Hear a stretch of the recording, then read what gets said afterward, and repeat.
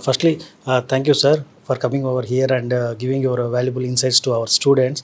And our students from final year CSC, they want to interact with you. Please bear some time with your students, sir.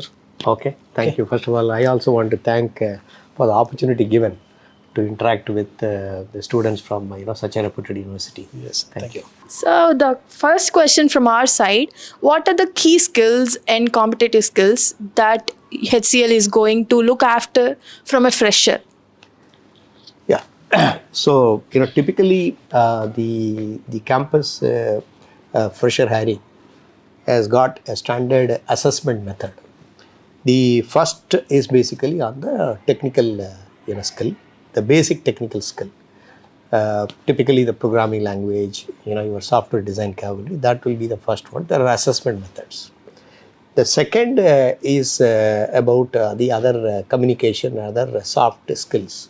So these were the two areas which they'll be primarily looking at before shortlisting or selecting any of the students.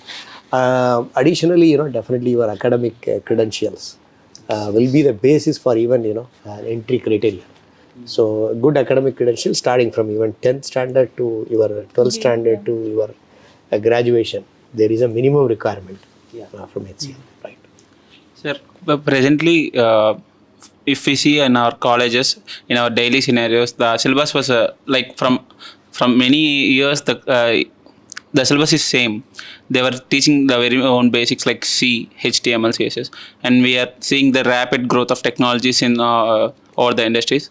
How can you suggest the students to cope up with the now most trending industrial topics? So first of all, this initiative itself is a good thing from your university, where you are actually inviting people from industries to share how the technology is moving in the real world. That's the first good step I want to appreciate. The second, when I was really having a conversation with your chairman, typically, there are two areas by which this is being addressed. Number one is, normally there will be a board of studies where industry experts will be part of the team. Yes. And they will actually periodically evaluate the university syllabus, whether it is in line with the overall industry expectations. So that is one opportunity where improvement and additions can be done. Second, during my discussion with the chairman, he was coming with some innovative ideas of how this can be further strengthened. Probably I'll wait to hear from the chairman.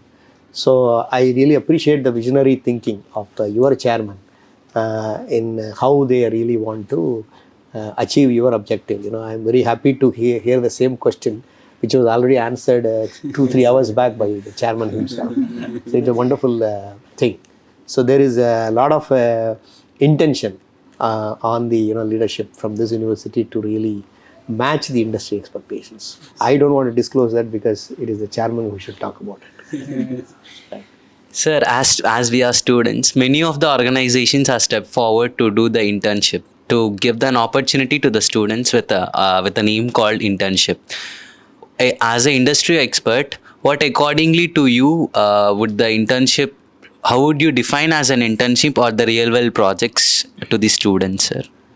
So during internship, the moment you do an internship with a company like ours, whether you like it or not, you will be put it into a project and learning, especially in the areas which we described during our session. Yeah. The technology, the process, the domain, the tools and the skills.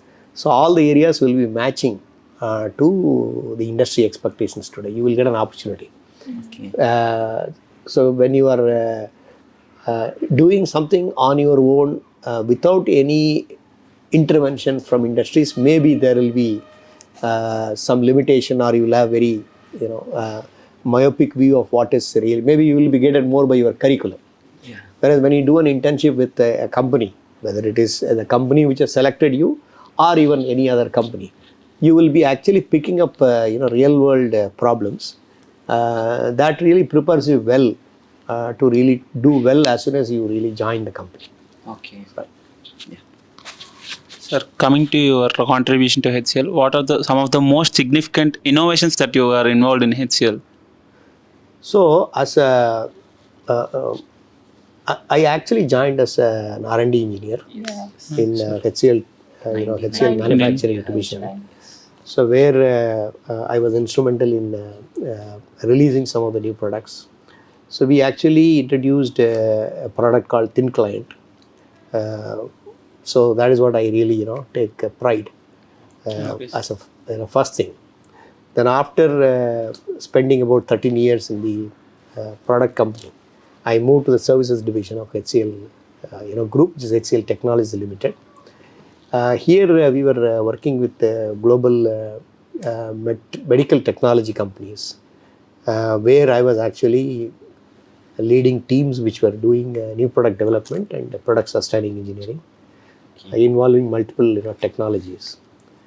Some of these things we may not be able to disclose, but a lot of cutting edge technology products in the field of medical technology where HCL has actually released. I really take pride in that because it is also giving an additional feeling of doing something for the welfare of the patients. Because I am actually involved in the medical technology field. So, what do you think? What leadership qualities that are most important, that are crucial in this evolving technology time and this very fast culture? So I will only, I remember only one video where I was watching Abdul Kalam answering a question. I think the interviewer asking, whether who can be the president, whether it is a scientist or politician and all that. But he very well answered that, it has to be a human being. So I think here also, I think because ultimately, if as an engineer, you are basically solving the problems faced by the society and human beings, whatever be the field. It can be a banking application development, or it can be a medical product, or it can be a construction of a bridge or a road, or it may be a collector serving the society. Ultimately, we are all trying to help solve a problem in the society or for the people.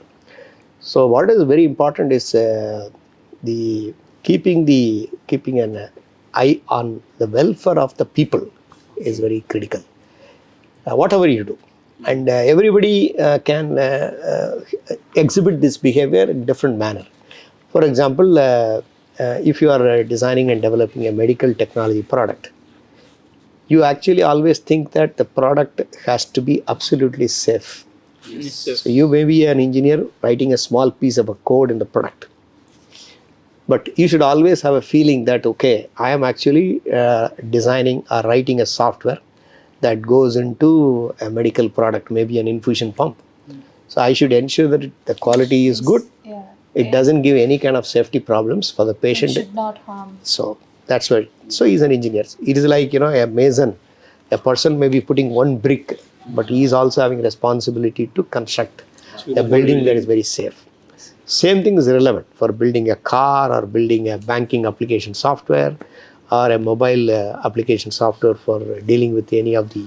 So if we can keep the human being at the end of anything that we do, I think that will be wonderful, especially the youngsters, because you make a difference in the society, right? Sir, from my end, what motivates you to stick on one company from so many years in one organization, sir? Yeah, this question was asked many times in my own company, as well as wherever I go and address. So very important is we were having an informal chat. So it is only the passion. So you basically do what you like, and so otherwise, if you are a little open-minded, you start liking what you do. What is the typical response we get from the cine actors, leading actors, because they all succeeded because they do what they love.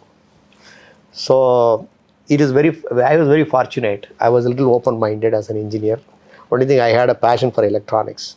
So I ended up in the field of electronics. So I basically did what I liked. In fact, just to quote, after completing 2 years of my experience in HCL, I got 2-3 opportunities similar to what anybody does even today. So I got an opportunity in ISRO, I got an opportunity in Bharat Electronics, I got an opportunity in another private company competing with HCL. So I asked my father. My father is a primary school teacher. So we are not a very well-off family. So I asked him, here is a opportunity that is coming and where they are paying 30-40% higher salary. What do I do? So he said, do you have any problem in this company? I said, everything is fine. Do you like the job? Yes, I like the job. Then why do you want to leave? You live with the money that you are getting paid for your job. Because there is no end. Yes. For example, today campus hiring, some X salary is coming. Whether 2x is sufficient, 3x is sufficient, there is no end in life. Right? You can always, keep on purchasing big houses, big cars. Cars are available. There is no end. It's a more your frame of mind. So this is the advice I got after spending 2 years in HCL. And even now I am in HCL, I have to only thank my father. So simple advice, don't go after money. Because the moment you go after money, it will lead to a different path. You will, for example, you are running a business. If you are developing a software, for example, as an entrepreneur, you have to release a product, say in the month of January 2025. You made an announcement. There are a lot of people who invested. I'm taking a live scenario. When you wanted to, in January, assume the product is not ready, there are a lot of defects.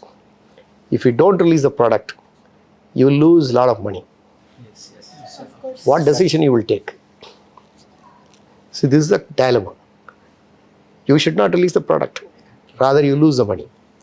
The moment you go after money, you will release a product which is defective, which will do harm for the people. So take an example. So that's, even today if you see corruption, why corruption is happening? Because they are going after money. So that is why, I was actually addressing a fresh MBA students last month in one of the management schools. Exactly same question was asked. Because, it seems people are telling you to change the job once in 2 years, 3 years. So one girl asked, should I change after 2 or 3 years or not? I said, you evaluate whether you like the job, role, everything. And then you take a call. Changing job is okay. There is nothing wrong in that.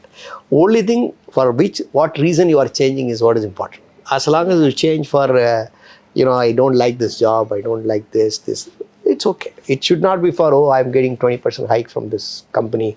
That is why I'm just looking at it. That will not be appropriate. Unless the salary levels are, too low. So the person is unable to make a living, some salary is very low. Obviously, because that's a basic need. This is what I responded. I want to just repeat it here also. Right. Okay, thank you and wish you all the best.